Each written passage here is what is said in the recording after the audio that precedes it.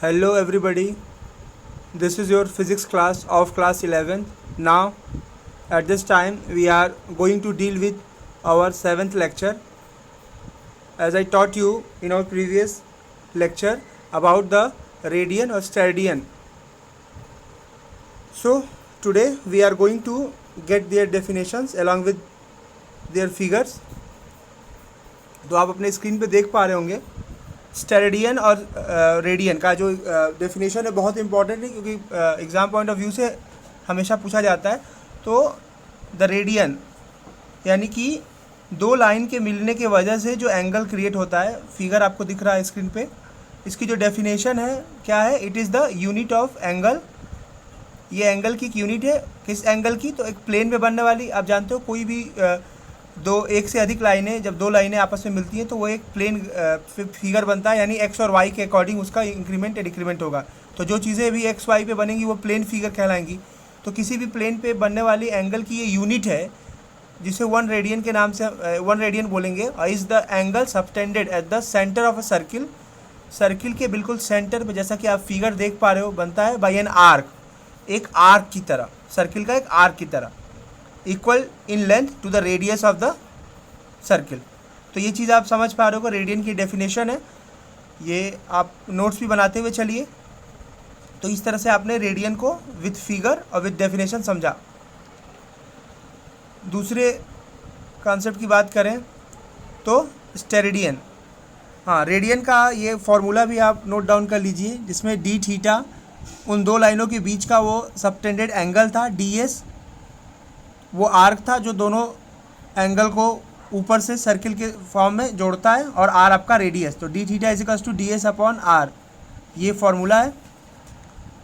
इसके अलावा जो दूसरी इसमें इंपॉर्टेंट चीज़ें हैं, जैसे पाई रेडियन, तो 180 डिग्री को हम पाई रेडियन के रूप में रिप्रेजेंट करते हैं, ये आप जानते हो, ये मैथमेटिक्स की चीज़ें हैं। तो या तो एंगल में या रेडियन में, किसी भी एंगल वाले टर्म को या तो हम एंगल में यानी डिग्री के फॉर्म में, या उस एंगल को रेडियन के फॉर्म में प्रेजेंट करते हैं। और इन चीज़ों पे आपको आगे चल के न्यूमेरिकल भी सॉल्व करना होगा, तो ये थोड़ा सा आप ध्यान देंगे। जैसा कि आप देख पा रहे हो, पाई रेडियन का 180 डिग्री है। इसी हिसाब से जो इसका मेन फॉर्मेट है वो आपको नीचे दिख रहा होगा, क्योंकि किस तरह से डिग्री के बाद सेकंड और सेकंड के बाद डिग्री के बाद मिनट और मिनट के बाद सेकंड का जो फॉर्मेट है, जैसे 1 डिग्री का अगर कहें तो 60 मिनट होता है, वहीं अगर 1 मिनट की बात कहें तो 60 सेकंड होता है। तो ये आपको इसी तरह से रिप्रेजेंटेशन आपको मिलेगा। तो जब कभी भी इसको आप नोट डाउन करेंगे या इस पे न्यूमेरिकल सॉल्व करेंगे तो आप देखेंगे कि डिग्री के बाद आपको नंबर पे एक बार एक डैश लगा हुआ मिलेगा तो वो मिनट को रिप्रेजेंट करेगा, और डबल डैश लगा हुआ मिलेगा तो वो सेकंड को रिप्रेजेंट करेगा। तो ये चीज़ आप ध्यान देंगे, यानी डिग्री के बाद सिंगल डैश मिनट को रिप्रेजेंट करता है और डबल डैश सेकंड को रिप्रेजेंट करता है। तो इस तरह से आपको डिग्री में टर्म मिलेंगे, और रेडियन और डिग्री का कन्वर्जन आप इस फॉर्मूले से कर पाएंगे। तो ये आप थोड़ा सा ध्यान दीजिए। वहीं अगर हम बात करें स्टेरेडियन की, तो ये एक सॉलिड फिगर का 3D कॉन्सेप्ट का एक ऐसा कॉन्सेप्ट है जिसमें आप सॉलिड फॉर्म में उसी एंगल को, जो कि आप दो लाइन से क्रिएट करते हैं, यहाँ पर आप दो से अधिक लाइनों से क्रिएट करते हैं। तो ये फिगर से आप समझ पा रहे होंगे। अगर इसकी डेफिनेशन की बात करें तो it is the unit of solid angle, ये सॉलिड एंगल का यूनिट है। 1 steradian is the solid angle subtended at the centre of a sphere by that surface of the sphere which is equal in area to the surface of radius of sphere। तो ये आप जो figure में देख पा रहे हो, इस पूरे डेफिनेशन का सेंस ये आता है कि जो ds वाला सरफेस आप देख पा रहे हो, ये एक पूरे स्फेयर का एक टुकड़ा है, जो कि सेंटर से पूरे एक स्फेरिकल बॉडी का O वाला पॉइंट सेंटर है, ये R उसका स्फेरिकल का रेडियस है स्मॉल r, और dA उसका सरफेस एरिया है उसके एक हिस्से का। तो किसी सॉलिड को अगर हम सेंटर से काटते हैं, चारों दिशाओं से कट करके, तो जो एंगल क्रिएट होता है वो आपका स्टेरेडियन है, ये मैंने आपको बताया था। तो डेफिनेशन आप यहाँ से लिख लेंगे। वहीं इसके फार्मूला की बात करें तो क्या फार्मूला है इसका, D omega is equals to D A upon R square. तो ये चीज़ आपने समझा दोनों का।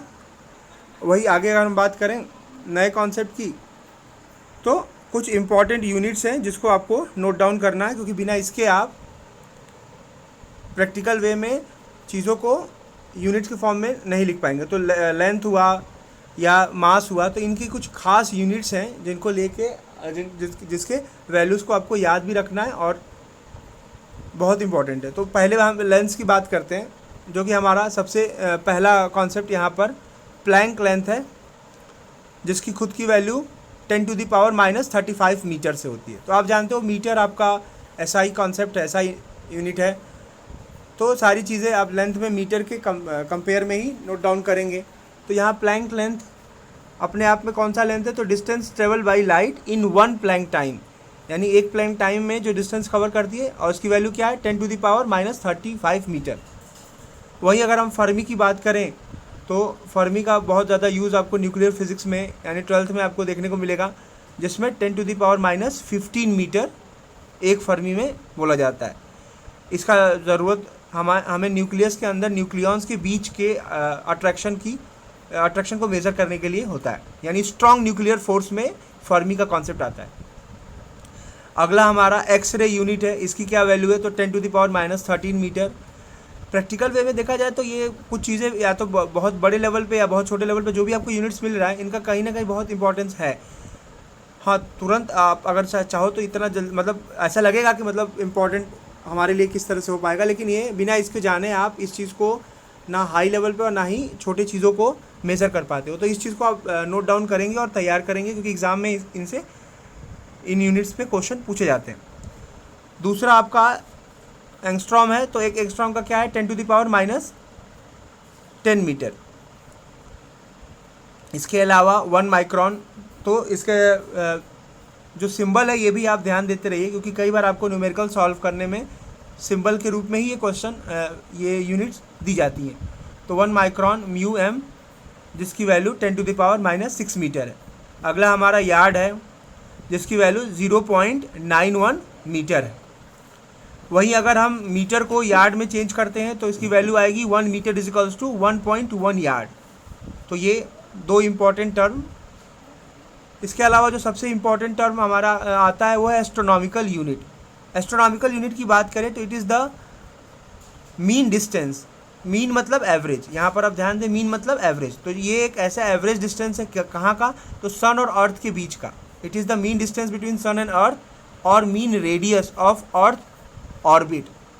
तो अर्थ जो सन को रोटेट करता है, तो आप जानते हो इलिप्टिकल पाथ में रोटेट करता है। इलिप्टिकल पाथ एक उसका एक स्पेशल केस आपका सर्किल का भी होगा। तो अगर हम उसको सर्किल की तरह ही माने तो सर्किल के फेज़ में क्या होगा कि जब वो रोटेट करेगा तो सन को एज ए सेंटर ट्रीट करेंगे।